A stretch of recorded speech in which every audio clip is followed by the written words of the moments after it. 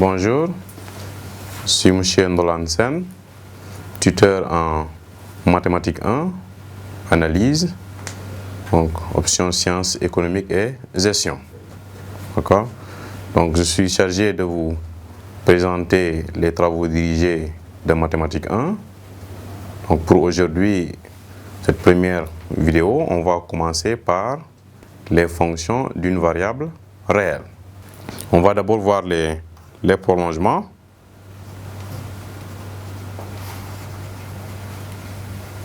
Les prolongements ici, par continuité.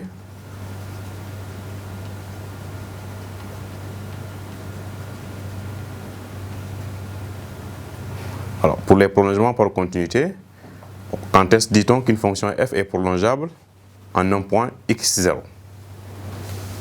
En x0. Alors, dans un premier temps, d'abord, il faut déterminer le domaine de définition de la fonction, ddf. Ensuite, après le ddf, il faut maintenant vérifier est-ce que le point x0 appartient ou n'appartient pas au domaine de définition. Ça veut dire que, bon, pour les prolongements, ça ne doit pas appartenir à ddf, au domaine de définition. Ensuite, le troisième point, c'est maintenant essayer de voir est-ce que quand je calcule la limite quand x tend vers x0, de quoi de la fonction f de x, ça doit être égal à un certain réel L, et ce réel L là doit être fini. Autrement dit, elle doit être différent de plus l'infini et différent de moins l'infini. On peut avoir 1, 2, 1 tiers, moins 1 tiers, ainsi de suite, 2 cinquièmes. Mais on ne doit pas avoir plus l'infini, ni moins l'infini. D'accord? Voilà. Voyons voir ça dans un exemple. Alors, prenons exemple la fonction f de x égale racine carrée ici de, on l'a beaucoup plus simple, 2x plus 5, c'est un exemple ici, moins 3 sur x moins 2. On va avoir la continuité le prolongement par continuité en x0 égale à 2. On commence par faire quoi? On détermine le domaine de définition. C'est la première chose à faire. Domaine de définition. Voilà. Alors pour le domaine de définition, la fonction f, quelle est sa forme? C'est une fraction. La fraction, elle s'écrit ici sous la forme a de a sur b. Et quand est-ce que la fraction elle existe? La fraction elle est là, a sur b. D'accord? Quand est-ce que la fraction existe? C'est lorsque son dénominateur, c'est quoi? Ça doit être b. Et comment? Différent de 0. D'accord. Alors, allons-y. Alors, ici, nous avons la fonction f. On dira que la fonction f existe.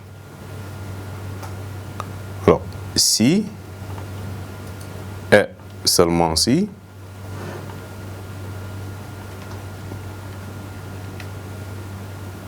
oui, on a une fraction. Le dénominateur c'est combien?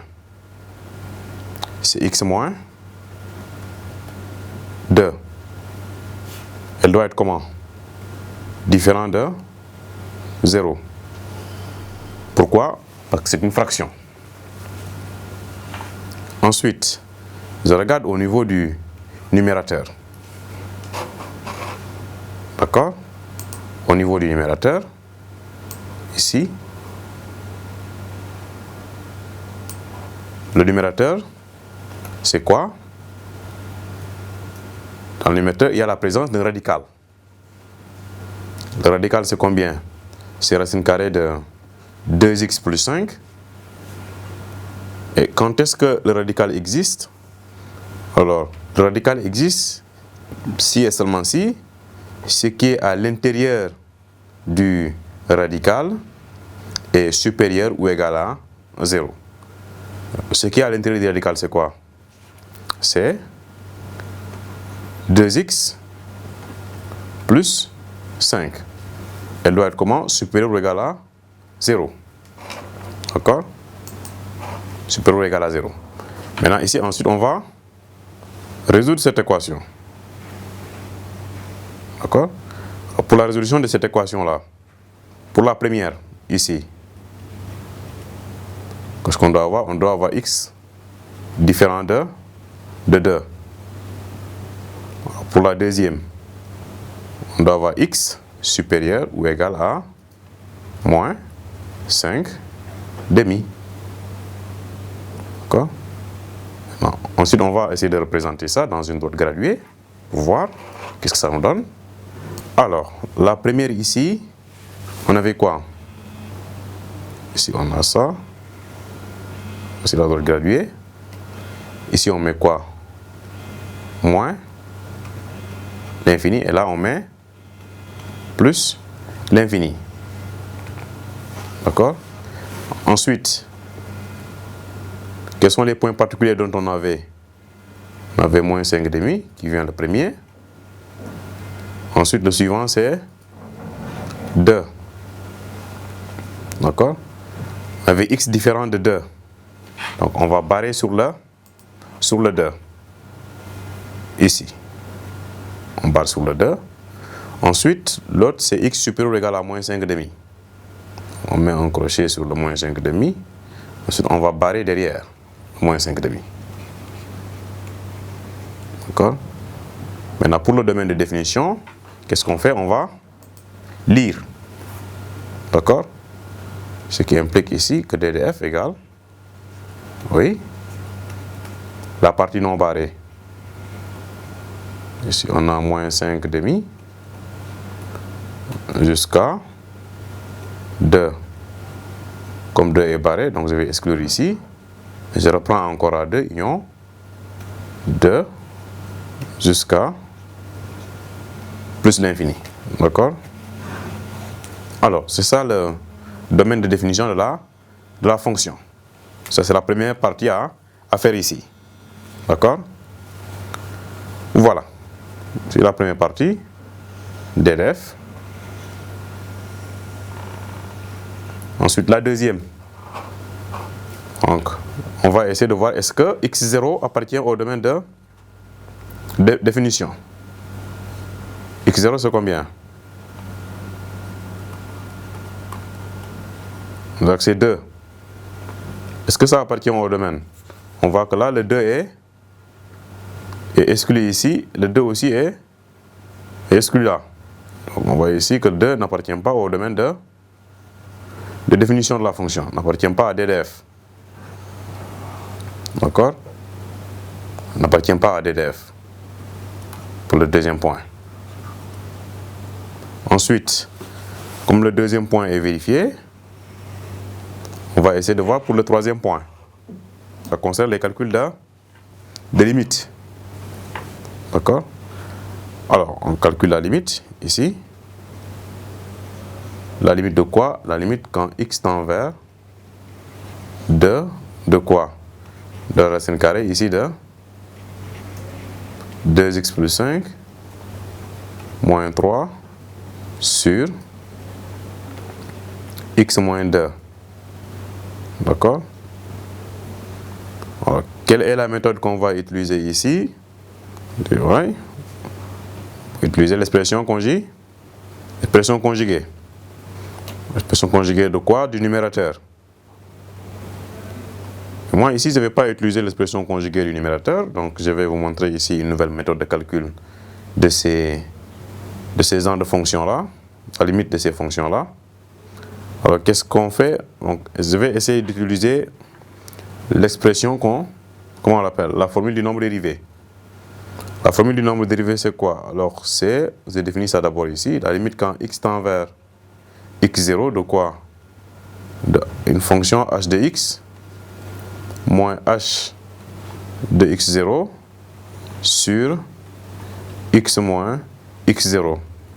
Alors, si toutes les conditions sont vérifiées, il faut dériver la fonction h et évaluer la fonction h' au point x0.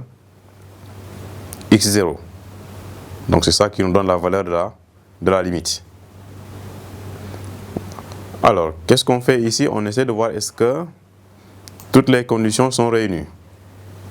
On commence par le dénominateur. D'accord? Alors, le dénominateur ici, c'est x moins 2. x0 c'est combien? x0 c'est, si la valeur de x0 c'est 2. Donc j'ai bien ici x moins x0. Donc x moins 2, là. Donc le dénominateur, tout est bien vérifié. Ensuite maintenant je regarde au numérateur. Au numérateur, je vais essayer de voir est-ce qu'il y a un réel qui est tout à fait seul. Donc ici le réel qui est tout à fait seul c'est 3. Je vais isoler le 3. D'accord? Là vous avez le moins, vous laissez ici le moins. Il y a aussi ici le moins. Concerne ce moins là. Ce qui va rester, c'est ça que je vais poser comme h de x. Je dis ici, alors posons la résolution pour la limite. Posons h de x comme étant égal à combien? À racine carrée ici de 2x plus 5, ce qui reste. Ensuite, on va faire quoi? Je vais évaluer le h de x0. x0 c'est 2. Donc h de 2, d'accord, égal ici à racine carrée de 2 fois 2 ça fait 4 plus 5 ça fait 9. Racine carrée de 9 c'est 3. Alors je vois que ce 3 là c'est le 3 que je vais isoler. Donc ce qui me fait dire que je peux bel et bien maintenant utiliser la formule du nombre dérivé. Pourquoi? Parce que le h de 2, le h de x0 égale à 3. Et ce 3 là c'est quoi? C'est le 3 que j'avais isolé. Bon, par exemple, si j'avais calculé ici h de 2 que je trouve égal à 5, je vois que 5 est différent du 3 que j'avais isolé. Donc dans ce cas-là, je ne peux pas utiliser la formule du nombre dérivé. Alors pour avoir la limite, qu'est-ce qu'on fait? On va dériver la fonction h, donc h' de x. Donc c'est racine de u. Racine de u, c'est u' sur u. Le u c'est combien? C'est 2x plus 5. Quelle est sa dérivée? C'est 2 quand on dérive. Parce que la dérivée de 2x c'est 2, la dérivée de 5 c'est 0. C'est une constante. Divisé par 2 racines de u. Donc la dérivée de racine de u, c'est u' sur 2 racines de u. Alors u est ici égal à combien? À 2x plus 5. Donc ensuite, quand je veux avoir la valeur de la limite, je fais h' de x0, donc h' de 2. h' de 2 c'est combien? Donc là j'ai 2 sur 2 fois racine carrée de 9. Donc quand on simplifie ici, donc ça fait 1 sur racine carrée de 9, c'est 1 tiers. Donc on voit ici h' de 2 égale à 1 tiers. Donc la limite, quand x tend vers 2 de f de x, donc de 2x plus 5, d'accord, moins 3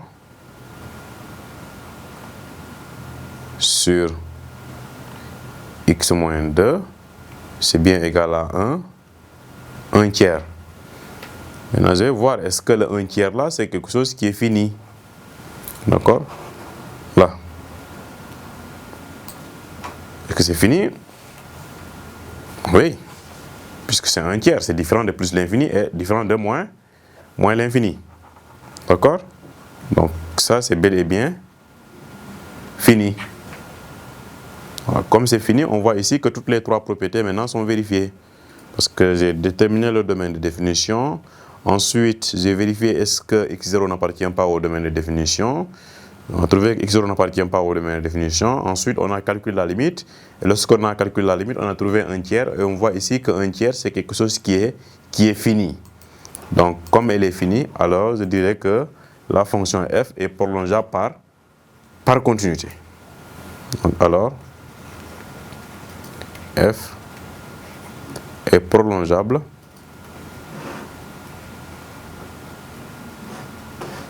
par continuité.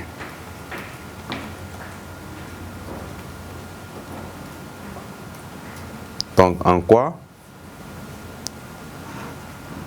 En x0 égale à 2. Donc, ensuite, on va se demander quelle est sa forme prolongée.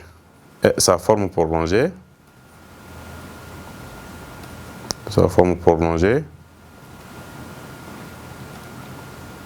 et voilà, on va noter ça par f tilde de x, c'est égal ici à la valeur de la fonction, c'est combien?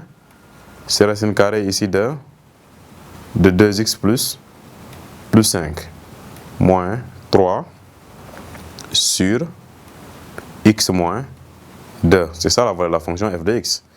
Ça, c'est si x est différent de x0, donc x différent de 2. Et l'autre, c'est la valeur de la limite. Ici, c'est un tiers. Si x est égal à 2. Donc, voici ici la forme prolongée, f tilde.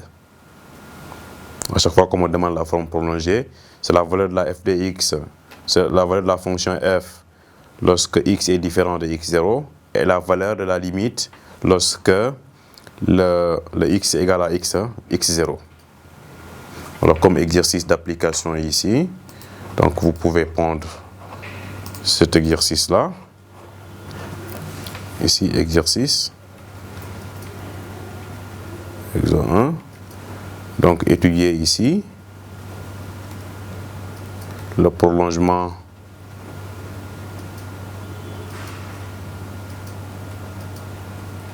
par continuité. Prolongement par continuité en x0 indiqué.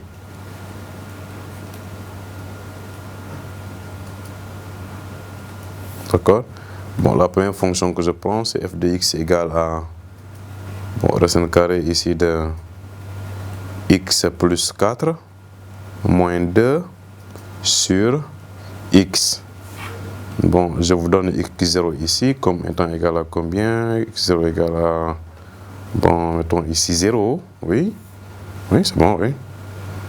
Ensuite, l'autre fonction, prenons ici g de x égale, oui, racine carrée de,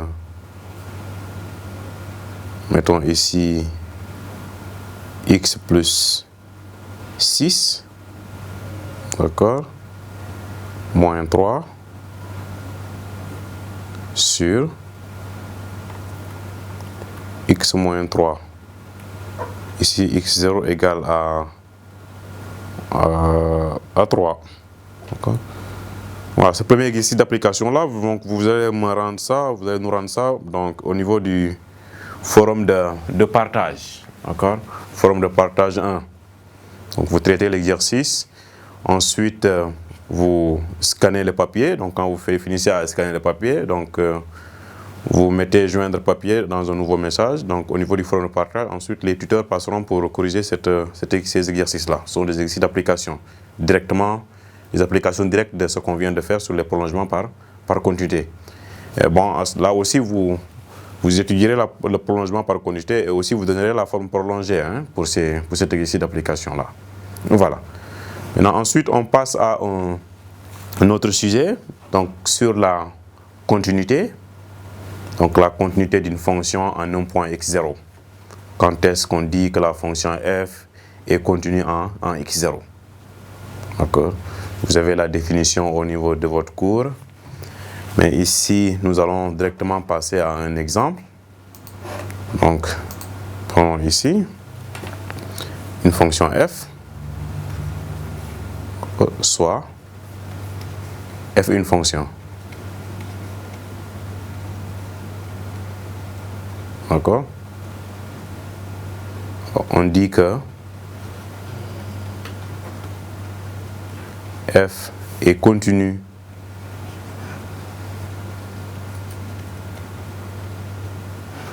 en x0 si et seulement si d'abord g x0 doit appartenir au domaine de définition DDF. Ensuite, le deuxième point, oui, on doit avoir la limite quand x tend vers x0 plus, je vous donne la définition pratique, ce qu'on utilise dans la pratique, ça doit être égal à limite quand x tend vers x0 moins de la fonction f de x dans la pratique, donc dans les salles de TD. Vous avez des exemples, donc celles qu'on utilise au niveau des exercices. Donc, il y a une définition qu'on appelle une définition pratique. D'accord? C'est la limite à gauche et la limite à droite. Donc ça doit être aussi égal à f de x0. D'accord? Égal à un certain réel L. Lorsque ces deux conditions-là sont vérifiées, on dit que la fonction f est continue en x0. D'accord? C'est ça la définition. Ça, vous l'avez dans votre cours au niveau du chapitre 1. Maintenant, bon, voyons voir ça dans un exemple. Exemple.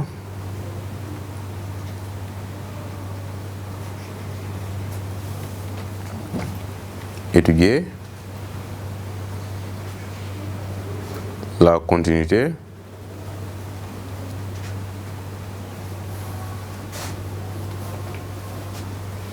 de la fonction f de x égale, on prend ici une fonction un peu particulière, donc c'est la fonction x au carré sinus de 1 sur x au carré si le x est différent de x0. Ensuite, là, vous avez 1, par exemple, si x égale à, bon, x0, on explicite ça, c'est 0 ici. D'accord? Si x est différent de 0, et là, si x est égal à 0. Voici la fonction f. Une fonction vraiment qu'il faut maîtriser, surtout lorsqu'on est en sciences économiques et gestion, parce que ce sont des fonctions qui reviennent tout le temps. Au devoir, à l'examen, partout, donc il faut savoir faire ça. D'accord?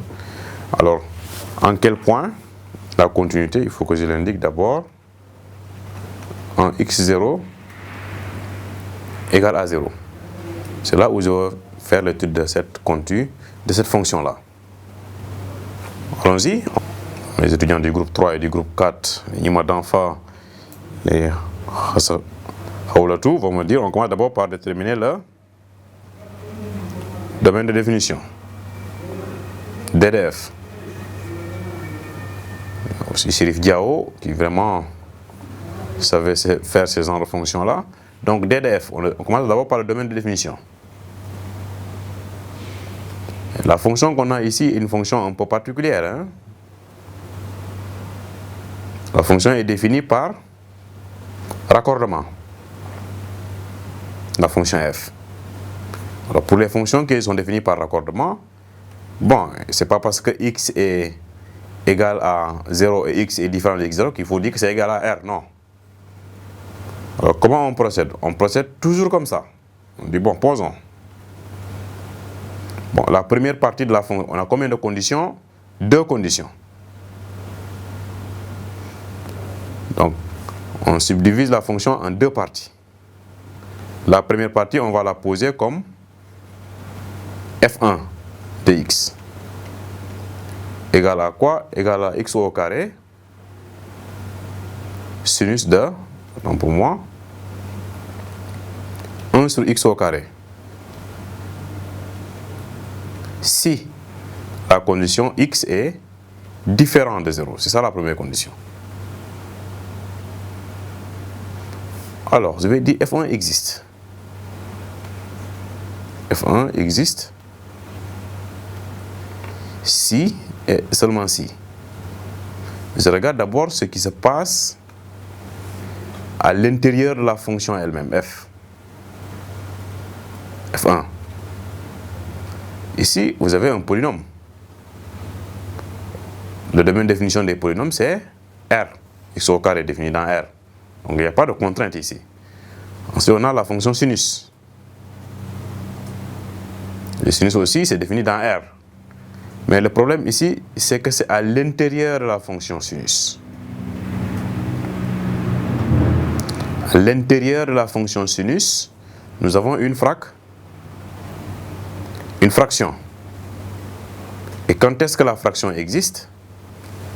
C'est si son